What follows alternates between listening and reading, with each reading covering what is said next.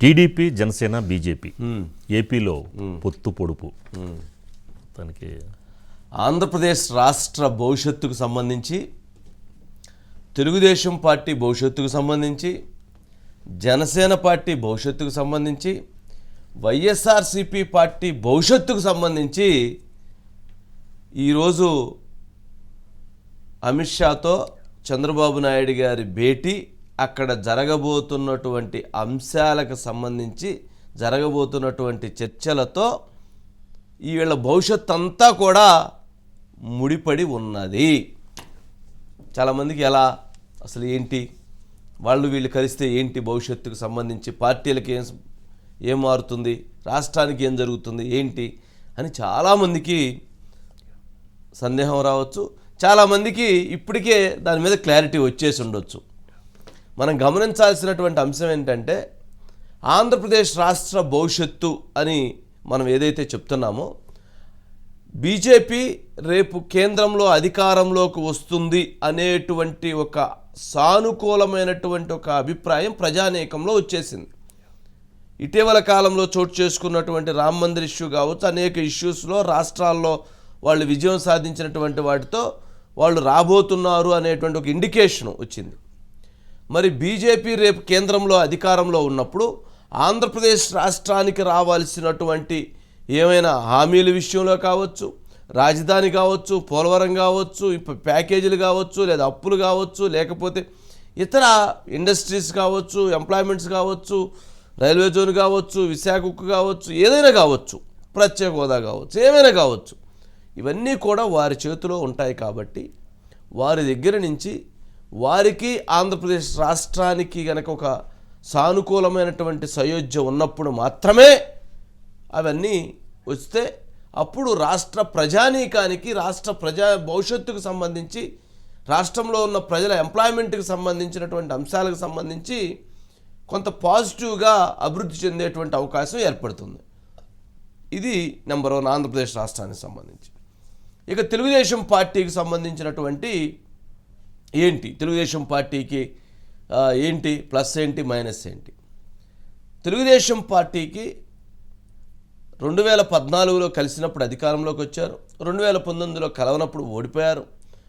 కాకపోతే అప్పటికీ ఇప్పటికీ ఉన్నటువంటి కొంత వ్యత్యాసం ఏంటి అంటే, భారతీయ జనతా పార్టీ మీద తెలుగుదేశం పార్టీ శ్రేణుల్లో కావచ్చు, రాష్ట్ర ప్రజానీకంలో కావచ్చు, ఒక వ్యతిరేక భావన ఉన్నది. వీళ్ళు ఈ రాష్ట్రానికి అన్యాయం చేశారు, చంద్రబాబు నాయుడు గారికి అన్యాయం చేశారు, జైల్లో పెట్టించడంలో కూడా వీళ్ళ పాత్ర ఉంది అనేటువంటి అనేక అనుమానాలు, రాష్ట్రానికి ఏమీ చేయలేదు, ఇక్కడ అన్యాయం జరుగుతుంటే కూడా వాళ్ళు మాట్లాడలేదు అనేటువంటి అభిప్రాయం ప్రజానీకంలో విస్తృతంగా ఉంది. తెలుగుదేశం పార్టీతో బీజేపీ కలవటం వలన కొంత నష్టం తెలుగుదేశానికి జరిగింది తప్ప లాభం జరగదు. కానీ బీజేపీ కలవటం వలన బీజేపీకి ఎన్నో కొన్ని స్థానాలు వచ్చేటువంటి పరిస్థితి ఉంటుంది తప్ప, ఎన్నో కొన్ని స్థానాలు అయితే వాళ్ళకి ఉండేటువంటి అవకాశం ఉంటుంది. ఎన్డీఏలో ఒక ప్రాంతీయ పార్టీ ఉండేటువంటి అవకాశం ఉంటుంది. ఎన్నో కొన్ని స్థానాలు వాళ్ళ అకౌంట్లో ఉండేటువంటి పరిస్థితి ఉంటుంది. ఇంకొక రాష్ట్రం వాళ్ళ చేతుల్లో ఉండేటువంటి పరిస్థితి ఉంటుంది. ఇది వాళ్ళకు వచ్చేటువంటి అడ్వాంటేజ్. జరిగితే ఎంతో కొంత నష్టం టీడీపీకి జరుగుతుంది. కానీ టీడీపీ, జనసేన, బీజేపీ అధికారంలోకి వస్తే మాత్రం అప్పుడు రాష్ట్రానికి సంబంధించినటువంటి అంశం విషయంలో, రాష్ట్రానికి సంబంధించినటువంటి వనరుల విషయంలో కావచ్చు, లేకపోతే భవిష్యత్తు సహకార విషయంలో కావచ్చు, కొంత వెసులుబాటు, విస్తృతమైనటువంటి వెసులుబాటు వీరికి ఉండేటువంటి అవకాశం ఉంటుంది. ఇక దానికి కొంచెం విపులంగా కూడా చెప్దాం.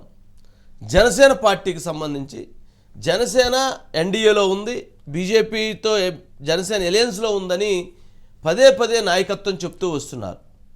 మరి ఇప్పుడు అటువంటి నాయకత్వం చెప్తూ వస్తున్నటువంటి నేపథ్యంలో ఎన్డీఏ గనక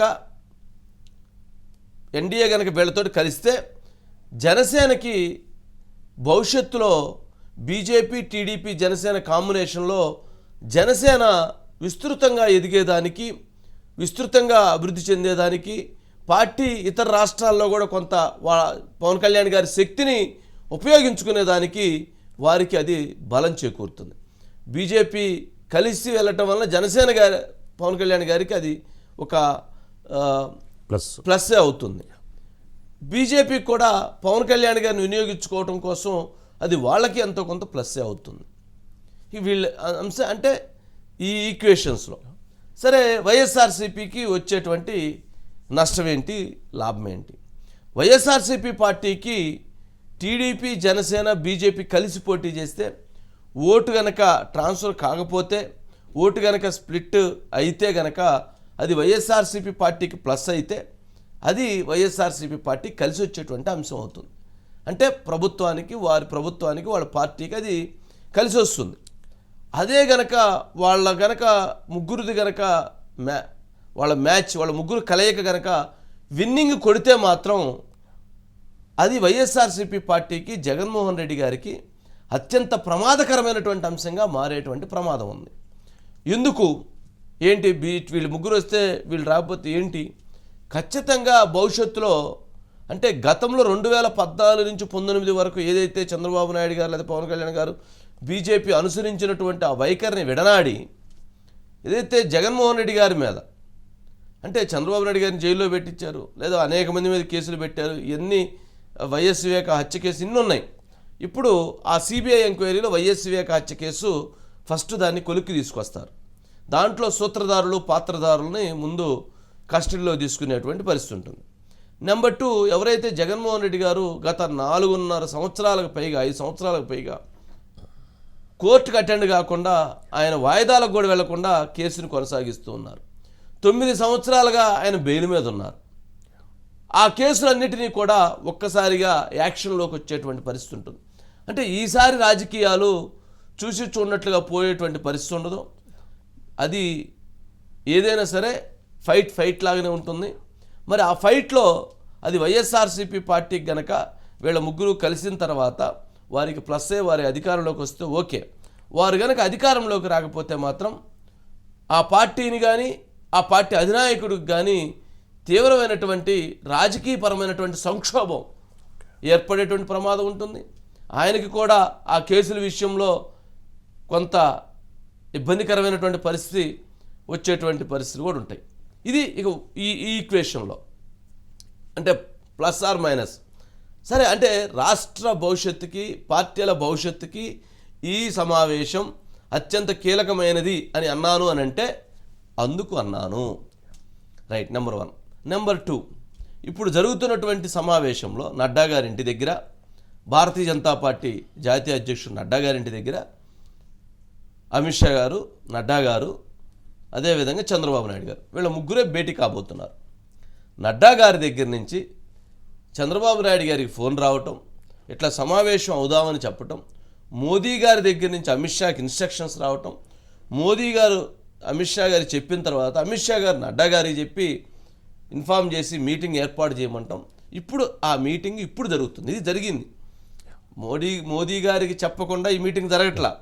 మోదీ గారి ఆదేశానుసారం, మోదీ గారి ఆలోచనలు అనుగుణంగా అమిత్ షా గారికి చెప్పటం, అమిత్ షా గారు దానిని నడ్డా గారికి చెప్పటం, పార్టీ పరంగా పార్టీ జాతీయ అధ్యక్షుడిగా ఉన్న నడ్డా గారి సమక్షంలో వారి ఇంట్లో ఇప్పుడు ఈ భేటీలో చర్చలు జరుగుతున్నాయి.